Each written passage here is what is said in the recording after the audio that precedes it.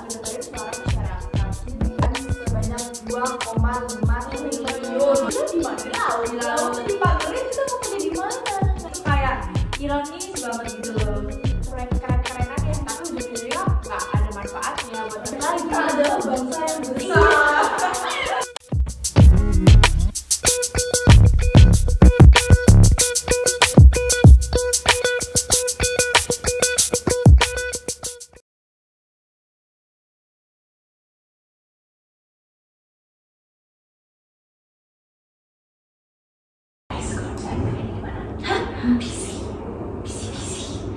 Bincang politik desentralisasi. Ya, jadi hari ini kita mau ngapain nih? Ngomongin apa? Kita mau ngomongin politik desentralisasi dengan judul maraknya privatisasi daerah, wajah nyata politik desentralisasi fiskal yang gagal. Untuk teman-teman internasional yang nonton juga, bahasa kerennya adalah The Rise of Regional Privatization, the real face of failed fiscal decentralization politics. Gitu. Dengan siapa nih? Oke, dari sini dari aku Ermaya Amini dengan NIM 174231008. Aku Aziza Ulika Putunanda dengan NIM 174231004. Aku Valerina Ninda Dewi Puspita dengan NIM 174231001. Dan aku Nilu Paramita dengan NIM 174231021. Oke, mungkin kita bisa mulai dari yang deket-deket nih sama kita sekarang, Surabaya. Kita pertama-tama ini kita mau ngomongin daerah Surabaya. Nah, di daerah Surabaya sendiri, tepatnya di Surabaya Utara, ini terdapat proyek strategis nasional yang bernama Surabaya Waterfront City yang mencakup lebih dari 1000 hektar nih teman-teman. Nah, proyek ini itu menyebabkan 12 kampung nelayan yang ada di daerah sana itu terancam bisa tergusur gitu guys. Karena kan di daerah Bulang, di daerah Kenjeran itu sebagian besar masyarakat itu bermata pencarian sebagai seorang nelayan gitu guys. Terus kira-kira dampaknya dari proyek ini apa nih? Nah, adanya proyek ini itu justru malah menyebabkan ruang hidup nelayan semakin sempit. Mereka itu kan jadi sulit mengakses laut yang tadinya itu tempat mereka bekerja karena ada privatisasi lahan, privatisasi laut, karena mau laut yang tadinya ini buat mereka bekerja itu dialihfungsikan kepada pihak swasta gitu ya. Terus responnya pemerintah Surabaya sendiri nih gimana tuh? Nah, menurut informasi yang aku baca ini, wali kota Surabaya yakni Eri Cahyadi itu menanggapi dengan mengirimkan surat kepada Presiden Prabowo Subianto. Nah, wali kota Eri Cahyadi ini menyampaikan bahwa adanya proyek Surabaya Waterfront City ini tuh dikhawatirkan dapat menyebabkan kerusakan di sekitar kawasan laut di sana di Kenjeran gitu. Dan juga kan dampaknya itu juga terasa banget kan kalau ada proyek itu, jadi masyarakatnya jadi semakin jadi kehidupannya juga bisa terdampak seperti itu. Sampai stop presiden ya? Sampai ke presiden, karena kan PSN ya. Tapi direspon sama presiden? Dari informasi yang aku baca itu belum ada kayak ada respon yang dari pemerintah pusat gitu. Nah, kalau gini kan berarti ini memperlihatkan bahwa meskipun pemerintah daerah ini ya wali kota punya wewenang dalam mengelola wilayahnya, tapi desentralisasinya itu kan nggak berjalan secara efektif karena masih ada kekuasaan dari pemerintah pusat seperti itu. Keren. Aku juga mau dong cerita. Gimana? Nah, kalau di Ponorogo sendiri itu tuh ada pembangunan. Kalian tau gak sih Ponorogo itu identik dengan apa? Nah, proyek pembangunan di Ponorogo itu buat ngebangun patung reog. Nah, tau gak sih tingginya tuh 100 meter loh. Tinggi banget ya. Nah, yang meternya mungkin di bawah 100 aja udah bermiliar-miliar, apalagi yang 100 meter itu kan tentu anggarannya bahkan bisa sampai triliunan juga kan. Nah, sebenarnya tujuan dari pembangunan patung reog ini itu tuh untuk tujuan pariwisata buat budaya. Tapi pada kenyataannya sendiri malah banyak warga itu yang merasa reog ini tuh nggak relevan dengan kebutuhan yang mereka sekarang gitu. Maksudnya gimana itu? Apa yang menjadi masalah dari hal ini? Masalahnya tuh banyak warga di Ponorogo yang tinggal di pinggiran itu belum terjangkau sama akses, misalnya kayak pendidikannya, akses jalannya itu tuh masih banyak yang rusak tuh, jalan-jalan desa tuh masih belum terakses dengan baik. Tapi malah dibangun patung reog yang gede. Nah itu kan menunjukin dampak dari desentralisasi itu, pemerintah tuh punya otonomi tapi nggak dimanfaatkan secara baik. Nah kontrolnya tuh kayak skala prioritasnya tuh nggak dipentingin ke masyarakat dulu, malah buat gonggongan kayak patung yang gede banget gini kan. Jadi ini ada kaitannya nih sama kebijakan lokal. Ya betul. Nah itu sebenarnya contoh kebijakan daerah yang harusnya bisa menangkap aspirasi masyarakat, tapi malah gagal. Nah wewenang otonomi daerah yang seharusnya dapat membangun masyarakat itu sendiri, tapi malah nggak sesuai sama kebutuhan masyarakat yang ada di lokal. Nah kebijakan yang seharusnya itu bersifat substantif malah ujung-ujungnya bersifat simbolik. Ya kayak tadi patung reog gede itu tadi. Terus gimana respon dari masyarakatnya sendiri? Nah kalau respon dari masyarakat sendiri itu sebenarnya masyarakat, pemerintah, masyarakat sama mahasiswa tuh kayak udah demo gitu loh, udah demo kayak online gitu-gitu tuh udah mulai demo. Terus juga beberapa tokoh-tokoh budaya tuh udah mengkritisi gitu loh, seharusnya dana yang banyak ini tuh digunain buat kayak lebih bermanfaat gitu loh, kayak tampil, kayak pelatihan buat tampilnya, terus kayak pelatihan secara berskala yang lebih berdampak ke budaya reognya itu sendiri gitu. Udah segitunya respon masyarakat, terus pemerintahnya ada respon. Nah pemerintahnya lucu nih, dari Bupati Ponorogo sendiri ya tetap ya udah, ini menurutnya beliau Bupati Ponorogo itu kayak ini adalah misi yang besar buat kota Ponorogo ini. Tapi ya balik lagi, adalah bangsa yang besar. Besar. Tapi itu tadi tanpa dialog dari masyarakatnya itu ya apa jadinya gitu loh.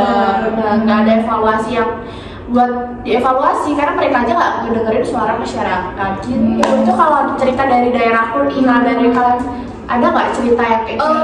Di daerahku ada mirip-mirip lah, kayak apa tuh, lebih mentingin estetika.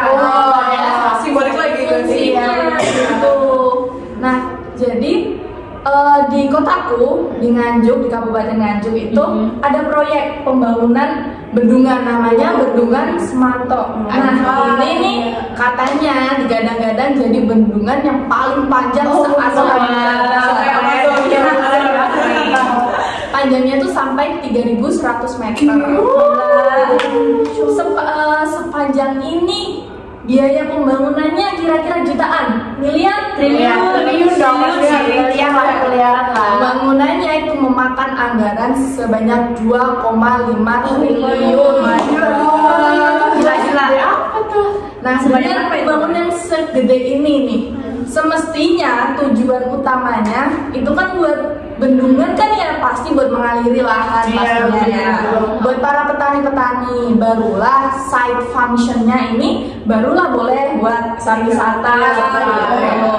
Tapi ini malah sebaliknya, hal-hal yang substansial tadi ini malah diabaikan dan gak dapat perhatian dari pemerintah. Balik ya Terus tapi sebenarnya bendungannya itu kenapa sih sebenarnya?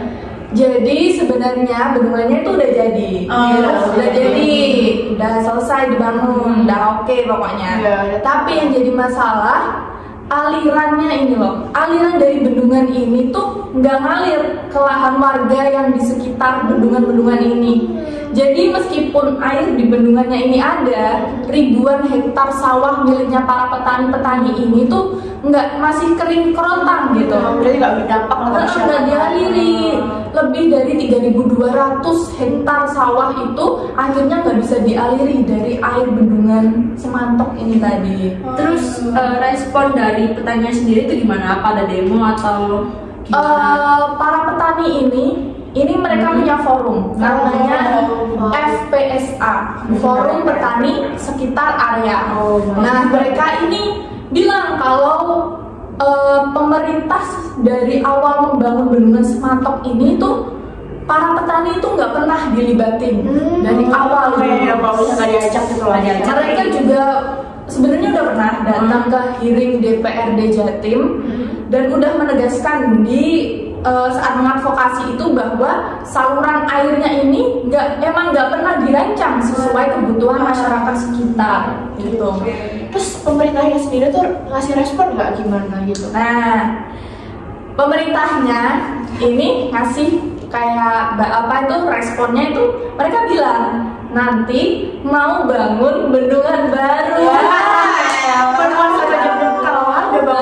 Bendungan Kedungwara yang mau dibangun ini sebagai penyuplai air ke saluran irigasi yang gagal dialirin sama si bendungan Semanto tadi. Iya bener, makin ribet. Iya, tapi kan ya itu tadi pembangunan butuh waktu pasti, butuh anggaran pasti. Belum tentu juga kan bakal mengatasi dari akar masalahnya yang tadi itu. Yang kayak gitu mah berarti rakyat dirugiin lagi, kena lagi. Iya benar. Dan di sini kita bisa lihat ya kalau praktik desentralisasi jadi cuma kayak formalitas, simbolik doang. dananya ada dikucurkan, proyeknya dibangun, tapi siapa yang ngatur pelaksanaannya? Siapa yang kontrol? Pemerintah pusat, provinsi atau kabupaten? Banyak tumpang tindih kewenangan. Banyak proyek-proyek infrastruktur yang lahir dari atas ke bawah tanpa mendengar suara masyarakat yang bawah-bawah ini. Dana daerahnya besar, tapi nggak menyentuh kebutuhan nyata dari para warga masyarakatnya. Dan justru proyek-proyek ini kayak di Bendungan Semanto ini tadi semakin mempraktikkan adanya privatisasi karena dikelola oleh swasta. Duitnya masuk ke swasta lagi.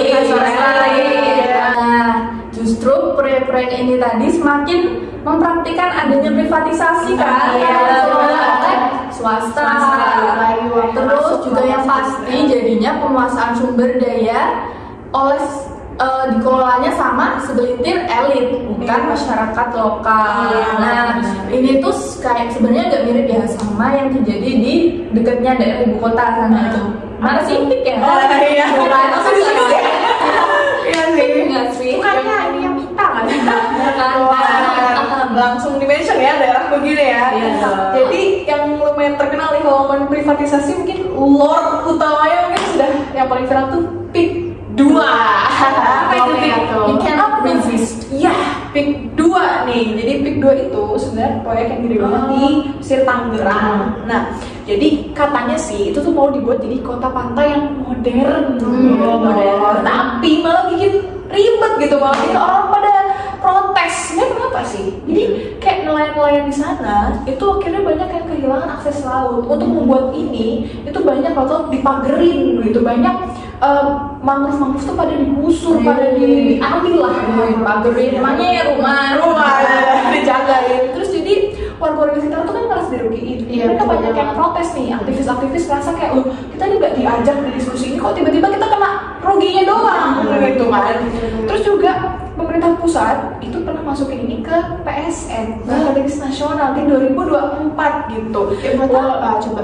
Nah makanya terus juga itu tuh awalnya udah ada kayak apa ya analisisnya, tapi sekarang karena masalah-masalah ini akhirnya mereka dievaluasi ulang gitu. Tapi sampai sekarang masih banyak tuh kontroversinya kayak gitu.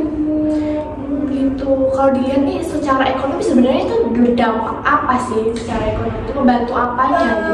Jadi sebenarnya itu memang awalnya ya mereka tuh kan buat ini tuh biar untuk mencari investasi besar PIK 2 tuh wow gitu, banyak investor masuk, terus buat lapangan pekerjaan, terus juga buat potensi wisata. Tapi sebenarnya ini tuh kalau misalnya dilihat dampak-dampak ekonomi itu ya ekonomi yang besar, ekonomi yang makro gitu kan, yang menguntungkan siapa? Perusahaan-perusahaan yang besar ya, Elit lagi. Iya, elit lagi. Terus nelayan-nelayan, rakyat-rakyat kecil, rakyat lokal di situ dapat apa? Nggak dapat apa-apa.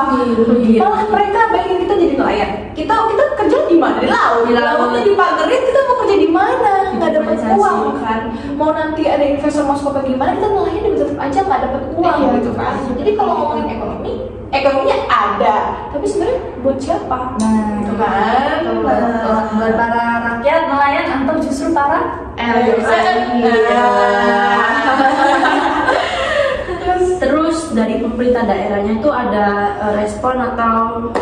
tindakan apa gitu. Mungkin kayak sama kayak yang lain-lain ya, kayak di Ponorogo tadi. Sebenarnya benar ya, kayak setengah hati gitu kan. Awalnya sebenarnya pemerintah daerah itu memberikan green light gitu, lampu hijau untuk proyek ini. Jadi mereka udah bikin rencana, rekomendasi, oh lebih baik nih di sini dari tata letak ruang itu di mana gitu, karena dianggapnya tuh bisa memberikan dampak yang positif. Tapi ternyata di pelaksanaannya kan banyak pelanggaran gitu, banyak kecelakaan lah, banyak kerugian gitu, jadi heboh gitu, kayak internet jadi heboh. Terus gara-gara ini pemerintah ya turun tangan, viral dulu biasa kan. Terus sampai kayak dinas kelautan itu juga ngelaporin masalah pagar laut ini, dan juga kayak perencanaan itu dievaluasi lagi nih, karena dia sesuai dengan rencana tata ruang wilayah atau RT/RW. Dan terus juga dari aspirasi warga itu, dari pemerintah daerah, dari gubernur tuh bilang, oh bakal ditampung nih, bakal didengar nih. Tapi sebenarnya ya sampai sekarang ini nggak ada yang signifikan gitu tindakannya. Iya gitu. Nah, sebenarnya dari PIK ini sendiri tuh ada kayak campur-campur tangan gak sih dari yang diuntungin dari para investor perusahaan tadi. Kalau ngomongin privatisasi ini yang paling gongnya ya berarti ya, pasti ya pilar-pilar utama itu perusahaan-perusahaan besar. Yang kita semua apa itu sering denger gitu ya. Familiar. Teman-teman kalau tahu Agung Sedayo Tahu. Dan juga Salim. Benar. The King. Ini old money berprivilege yang udah punya proyek-proyek besar banyak banget gitu ya, yang punya pantai buatan, yang punya mall keren, punya hunian yang mahal gitu. Jadi dari mereka ini mengelola proyek ini, jadi mereka yang ikut terlibat langsung gitu dalam proyek ini. Jadi malah kalau kita di politik sebutnya neolib gitu. Jadi semua sumber daya alam yang harusnya buat kita nih, di undang-undang kan bilang ya sumber daya itu buat rakyat gitu, malah sama mereka dikelola, dipagerin, dijual gitu, dibuatin bisnis untuk keuntungan dari kelompok mereka sendiri. Jadi balik lagi ke elit gitu. Nah, dari cerita-cerita ini tadi nih, kayaknya kita bisa lihat ya teman-teman, gimana sih wajah politik desentralisasi yang sebenarnya sih di Indonesia itu. Nah, udah nggak seindah harapan waktu reformasi dulu nih. Harusnya sih desentralisasi ini kan bisa bikin daerah menjadi lebih mandiri, pastinya lebih kari, dan juga kebijakan jadi lebih dekat yang pastinya dengan kebutuhan warga-warga yang menyasar ke para rakyat-rakyatnya.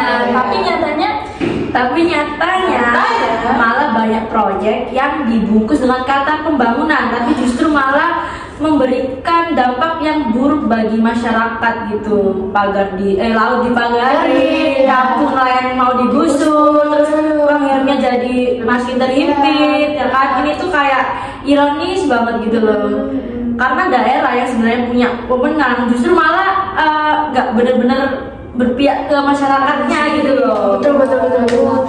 Dan yang paling kerasa banget tuh soal prioritas. Daerah itu yang punya dana gede-gede tuh dari pusat, tapi malah dipakai buat bangun patung, bikin bendungan, terus kayak tadi pantainya dipagari gitu.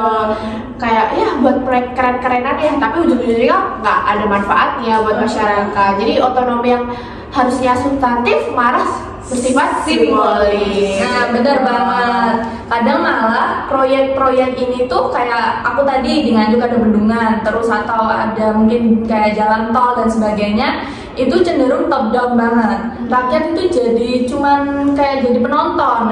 Padahal yang terdampak langsung kan ya mereka kita. Yang katanya untuk irigasi petani malah nggak ngalir. Yang katanya buat pariwisata malah dirusakin ruang hidup-hidupnya itu. Iya, benar banget sih. Jadi juga cocok banget sama kayak teorinya. Mereka jadi teori politik desentralisasi ya. Tapi kan pilar-pilar kita tuh kan 3 ya. Mulai dari efisiensi, terus juga partisipasi dan akuntabilitas. Kalau kita ngomongin akuntabilitas nih, gimana kita mau punya pemerintah daerah yang akuntabilitas? Kalau saya tadi diajak nggak kita nih buat nggak diajak kan? Pengawasannya jadi lemah bener. benar. Jadi apa-apa tuh jadi disetir sama siapa? Elit. Nah, bener banget Min. Ini tuh sesuai dengan perkataan dari Paul Smoke yang menekankan bahwa desentralisasi itu bisa gagal jika koordinasi antar level pemerintahan itu nggak berjalan secara jelas gitu loh. Jadi baik pemerintah pusat, kabupaten, provinsi itu kayak suka lempar-lempar tanggung jawab. Jadi kayak nggak jelas gitu loh. Jadi tuh rakyat bingung ini mau ngadu ke siapa gitu. Nah, iya bener.